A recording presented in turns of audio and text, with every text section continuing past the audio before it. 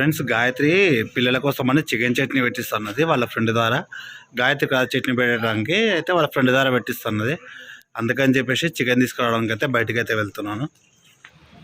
అయితే మొత్తము 2 kgs chicken తీసుకురామంది. అదే చికెన్ చట్నీకి చాలా చిన్నగా ఉండాలంట.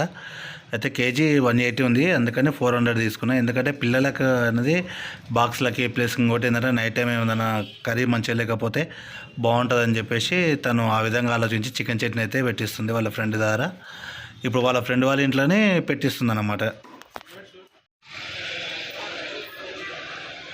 ఎంతసేపు అవుతుంది చట్నీ అయిపోయేసరికి? గంట అవుతుందా? సరేలే, తొందరరా మరి. బండి లేదా నీ దగ్గర? సర్లే వెళ్ళి తొందరరా. ఫ్రెండ్స్ ఎప్పుడైతే గాయత్రి అయితే ఫోన్ చేసింది కాబట్టి పికప్ చేసుకోవడానికి అయితే వెళ్తున్నాము. ఫ్రెండ్స్ ఇదైతే చేసిన తర్వాత చాలా డిసప్పాయింట్మెంట్ గాయత్రి ఇచ్చినాక. చూడండి కొంచెం ఇట్లా అయ్యలేదు, ఎట్లా చేసిండే మా చికెన్ చట్నీ అని. ఆ చట్నీ ఇలా ఉండదు. మా గాయత్రికి రాక వాళ్ళ ఫ్రెండ్కి చెప్పి ఇట్లా పొరపాటు అయిపోయింది. అయితే ఈ చికెన్ చట్నీ చేయడానికి ఒక రీజన్ ఉంది. మొన్న ఇంట్లో కర్రీ అయిపోయినాక కర్రీ అయిపోతే వయసు వాళ్ళు ఉండి లైట్గా కారం పొడి వేసుకొని తింటుంటే వాళ్ళ మమ్మీకి మస్తు బాధ అనిపించిందంట. అందుకని చెప్పేసి మనం ఎన్ని ఇబ్బందులు పడినా సరే కానీ పిల్లలకైతే తక్కువ చేయదన్న ఉద్దేశంతో తను చికెన్ చట్నీ పెట్టించింది. కానీ అది చెడిపోయింది. అది కరెక్ట్ ఇలా ఉండదు ఫ్రెండ్స్ చికెన్ చట్నీ అంటే నాకు తెలిసి.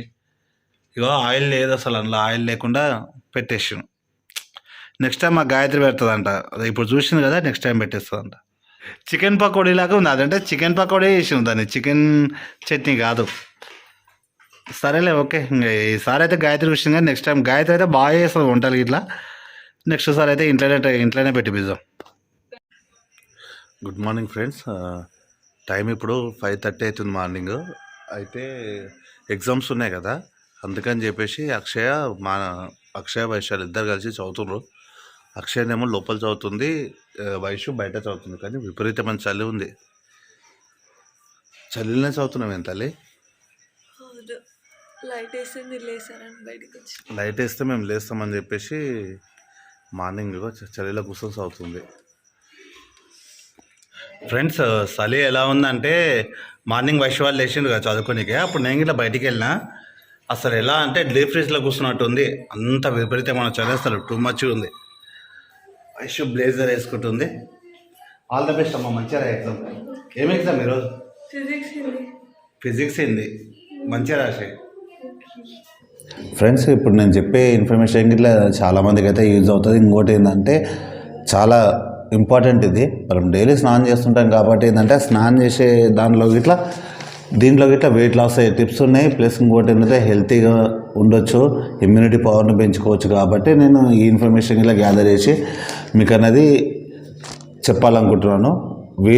వీలైతే ట్రై చేయండి. కొంచెం మన అలవాట్లు ఇట్లా మార్చుకుంటే మనం ఇట్లా హెల్తీగా ఉండొచ్చు, హ్యాపీగా ఉండొచ్చు. ఇక వీడియో అయితే స్కిప్ చేయకండి. అయితే జనరల్గా చాలామంది అయితే చల్లనీటితో స్నానం చేయాలంటే భయపడుతుంటారు. జలుబు దగ్గు వస్తుందేమోనని, అలాగే జ్వరం వస్తుందేమో అని. కానీ చల్లని నీటితో స్నానం చేయడం వల్ల చాలా లాభాలు ఉన్నాయి. అయితే మెయిన్గా చన్నీటితో స్నానం చేయడం వల్ల బరువు కూడా తగ్గుతారంట. అదెలా అంటే చన్నీటితో స్నానం చేశాక శరీరం వేడెక్కాలంటే మరిన్ని క్యాలరీస్ ఖర్చు అవుతాయంట. దాంతో జీవక్రియ వేగం పెరుగుతుంది. దానివల్ల శరీరంలోని కొవ్వు కరిగి వేడి పుడుతుంది. అందుకే రోజు చన్నీటితో స్నానం చేయడం వల్ల సంవత్సరానికి 4 kgల బరువు తగ్గొచ్చంట. అయితే చల్లనీటితో స్నానం చేసేటప్పుడు శరీరం వణుకుతుంది కదా, దానివల్ల కండరాలలోని కదలిక మొదలవుతుంది.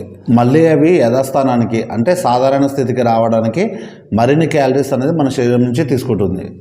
అందుకే ఫారిన్ కంట్రీస్లోని బరువు తగ్గడానికి వాళ్ళు ఐస్ బాత్లకు వెళ్తుంటారంట. ఐస్ బాత్ అంటే తెలుసు కదా, మొత్తం ఒక దాంట్లో మొత్తం పెద్ద టబ్ లాగా ఉంటుంది. ఐస్ ముక్కలు వేసి దాంట్లో స్నానం చేస్తుంటారు. అంటే ఐస్ బాత్ వల్ల వెయిట్ లాస్ అవుతారు. వాళ్ళైతే బాగా ప్రిపేర్ చేస్తారంట ఫారినర్స్ బరువు తగ్గడానికి ఐస్ బాత్ని. చన్నీటి స్నానం వల్ల స్ట్రెస్కు సంబంధించిన హార్మోన్స్ విడుదల తగ్గుతాయంట. దానివల్ల ఒత్తిడి, ఆందోళనలు తగ్గుతాయి. అంతేకాకుండా చన్నీటి వల్ల చర్మము టైట్గా అలాగే స్మూత్గా మారుతుంది. చన్నీటి స్నానం వల్ల రక్త ప్రసరణ వేగంతో పాటు ఊపిరి తీసుకునే వేగం కూడా పెరుగుతుంది. దానివల్ల బాడీ యాక్టివ్గా ఉంటుంది. అలాగే గుండె వేగం పెరగడంతో శరీరంలోని అన్ని అవయవాలు ఎక్కువగా ఆక్సిజన్ పీల్చుకుంటాయి. దాంతో మొత్తంగా ఆరోగ్యం మెరుగవుతుంది. అలాగే ఎమోషన్స్ కంట్రోల్లో ఉంటాయి. దేనైనా తట్టుకునేంత మానసిక దృఢత్వం ఎక్కువగా ఉంటుంది. అయితే కొందరికి అలవాటు లేని వాళ్ళకు ఈ చన్నీటి స్నానం అస్సలు పడకపోవచ్చు కూడా. అలాంటప్పుడు ఎవరి శరీరతత్వాన్ని బట్టి వాళ్ళు నడుచుకోవడము చాలా మంచిది. అంటే పడితేనేమో ఇది బెటరు, ఒకవేళ పడకపోతే మాత్రము వాళ్ళకి ఏ విధంగా అలవాటైందో ఆ మెథడ్ని ఫాలో కావడం చాలా బెటరు.